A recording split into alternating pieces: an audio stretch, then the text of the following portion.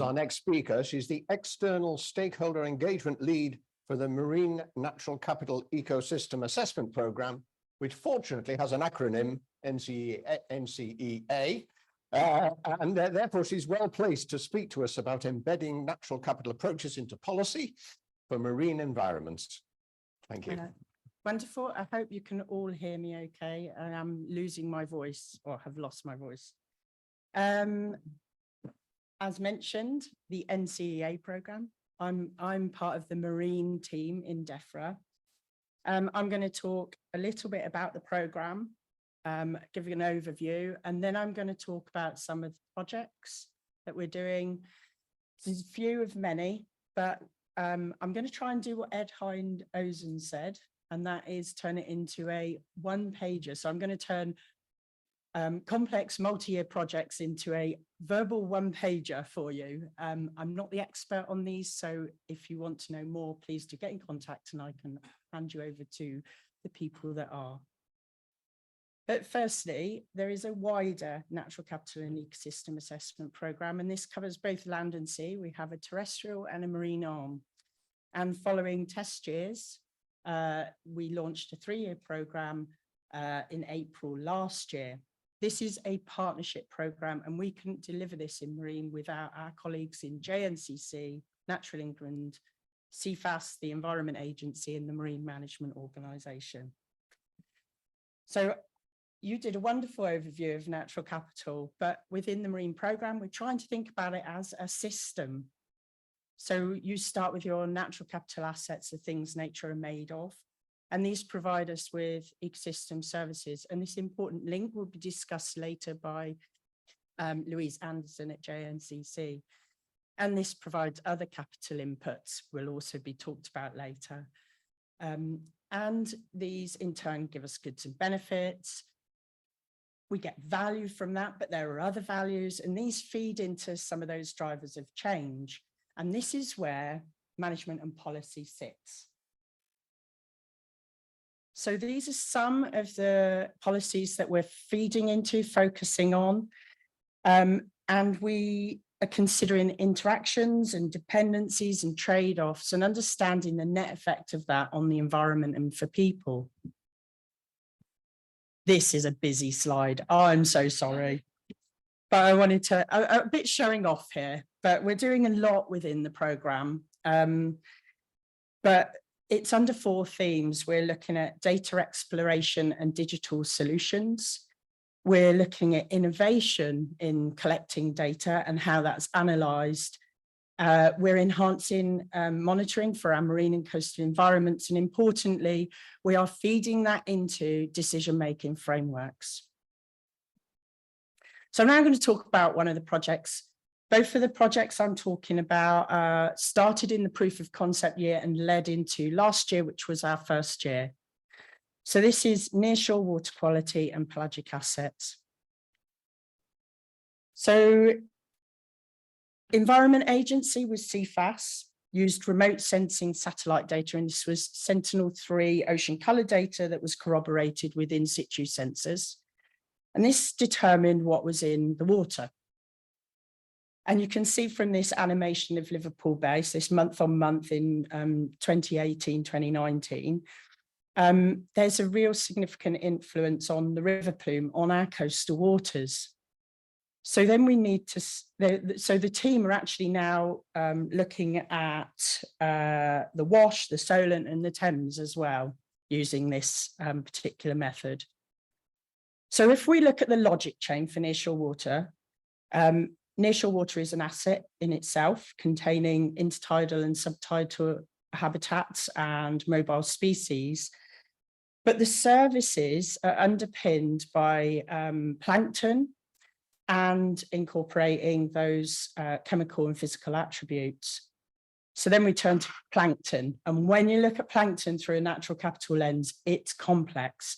I can't talk through all of this, but two of the things that stood out for me personally was we look at natural capital as being, an increasing natural capital as being positive, providing more services in a good direction. And actually with plankton, this isn't always the case. So you can have that good plankton that provides things like oxygen production, but then you can have the plankton that's deemed bad in its natural state. And that's things like eutrophication and toxic algal blooms, for example. And the other thing is it provides those supporting and intermediate services, which, although it is changing, they're not generally factored in ecosystem service classifications, final ecosystem service classifications. And that subsumes some of that positive and negative effects. So what has been found? So this is a 3-year program, started in the proof of your concept, but it's extending throughout our 3 years. So initial findings, inshore signals are strongly linked. So inshore changes to plankton are strongly linked to terrestrial and riverine input. And this could in turn affect food webs. Offshore signals are more linked to climate change, and these act over different geographical and temporal scales, adding to that complexity. So CFAS, the Marine Biological Association and the Environment Agency have set up a coordinated England and potentially UK-wide plankton monitoring programme that's going to fill some gaps in inshore plankton data set, but also develop zooplankton sampling methodology. So what are we finding? There's potential for an early warning system here.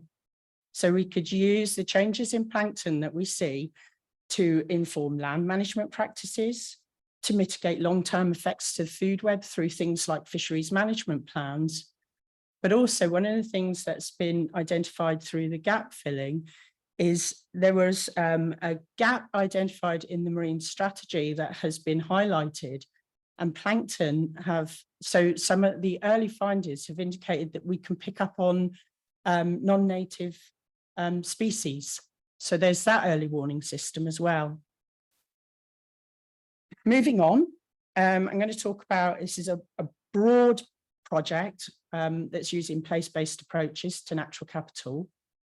And this is being led by Natural England, but the review that on valuing marine natural capital is being undertaken by the MMO team. And this started in the proof of concept year, where you looked at, they mapped in the East Marine Plan using a case study of the East Marine Plan area, they mapped natural capital assets, ecosystem services, activities, pressures and risks, but they also looked at valuation through the lens of national policy objectives. So this is broadening out that approach. And I don't know that I need to tell you why we need valuation after yesterday, but we need to think about more diverse values when we're considering valuation of natural capital. And when we're talking about value, it's not just about monetizing nature, as Ethan was saying earlier. It's about really understanding those diverse values. So the team looked at 3 particular aspects within this review. So biophysical valuation, so the health of the ecosystem, economic valuations, that's use and non-use values, and market and non-market techniques, and socio-cultural valuations. So that's that cultural identity and how that's linked to ecosystems and well-being.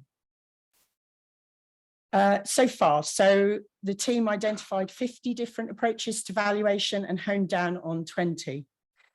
And they looked at,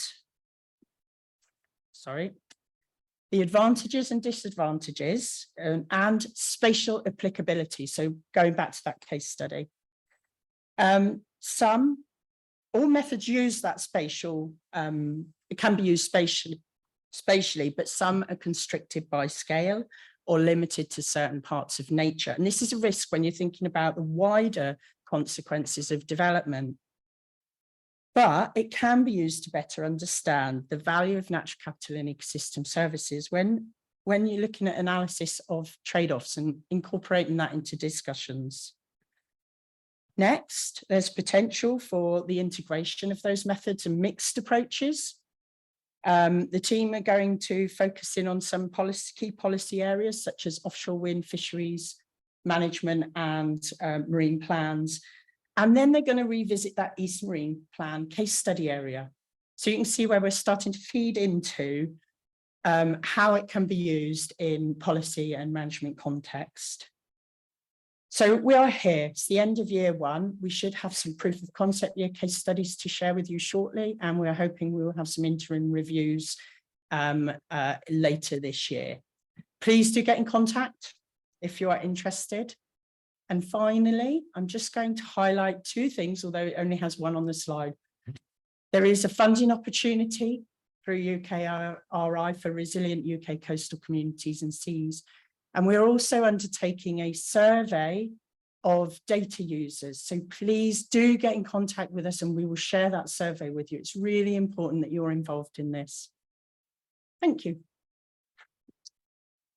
Thank you very much, Chrissie. Thank you. And I think that's some very interesting